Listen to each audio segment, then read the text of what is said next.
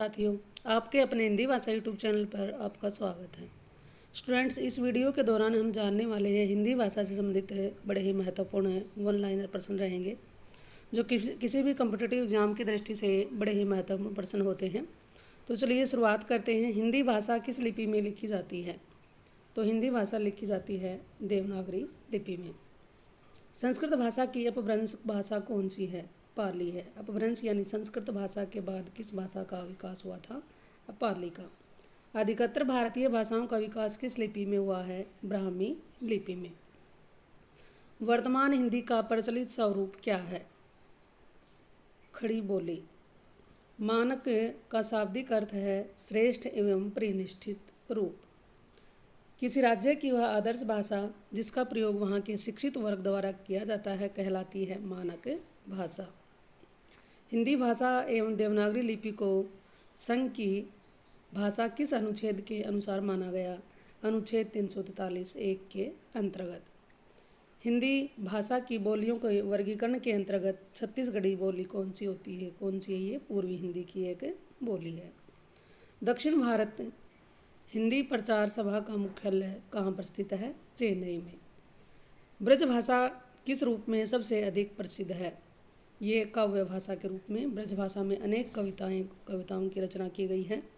पश्चिम भाषा की दो बोलियां कौन सी हैं? पश्चिमी भाषा की हैं खड़ी बोली और बुंदेली। पश्चिमी है ये। बघेली बोली का संबंध किस उपभाषा से है? तो ये पूर्वी हिंदी से है। भाषाई आधार पर सर्वप्रथम किस राज्य का गठन किया गया था? आंध्र प्रदेश का। हिंदी भारतीय गणराज्य की राजकीय भाषा है। क्या है? आर्य भाषा। संविधान के अनुच्छेद 351 में किस विषय को मुखर किया गया था? तो हिंदी के विकास के निर्देश के रूप में। 1955 में गठित प्रथम राजभाषा आयोग के अध्यक्ष कौन थे? बीजी खेर। तो ये वीडियो आपको अच्छी लगे तो इसे अपने साथियों के साथ शेयर ज़रूर करते रहें और वीडियो को लाइक करें। चैनल पर आप पहली बार आए हैं तो इस चैनल को सब्सक्राइब कर लें। किस तिथि को हिंदी को राजभाषा बनाने का निर्णय लिया गया? 14 सितंबर 1949 को। हिंदी दिवस कब मनाया जाता है? 14 सितंबर को।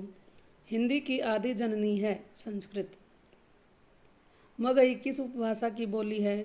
बिहारी। भारतीय संविधान में किन अनुच्छेदों में राजभाषा का प्रावधानों का उल्लेख है? 343 से 351 तक।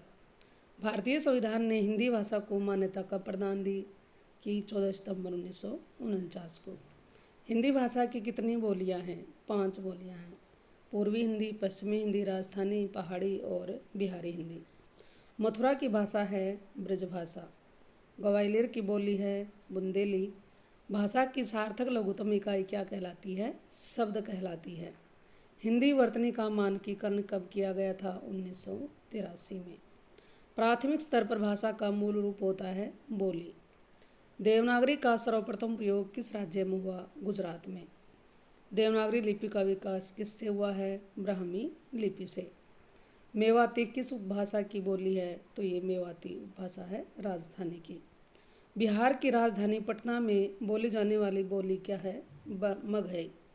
भोजपुरी बोली की उत्पत्ति हुई है मागधी अपभ्रंश से।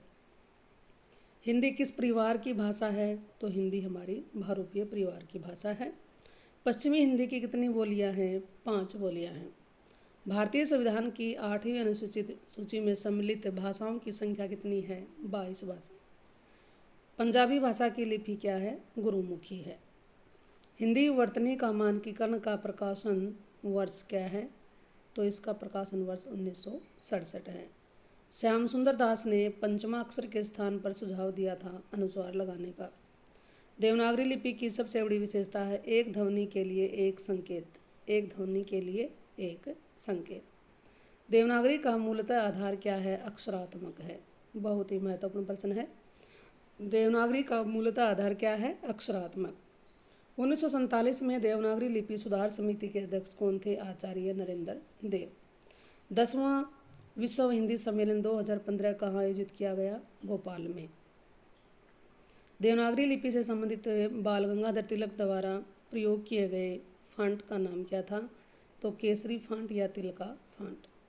लिपि विस्तार परिषद की स्थापना किसने की? शारदाचरण मिश्र ने। नागरी प्रचारणी सभा की स्थापना वर्ष कब है? 1893 में।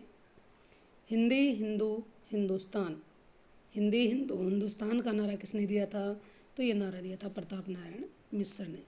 इस तरह से साथियों बड़े ही वन लाइनर महत्वपूर्ण प्रश्नों पर हमने चर्चा की है। तो ये जानकारी आपको अच्छी लगे तो वीडियो को लाइक करें और अपने साथियों के साथ इसे शेयर ज़रूर करते रहें। चैनल पर आप पहली बार आए हैं तो इस चैनल को सब्सक्राइब कर लें।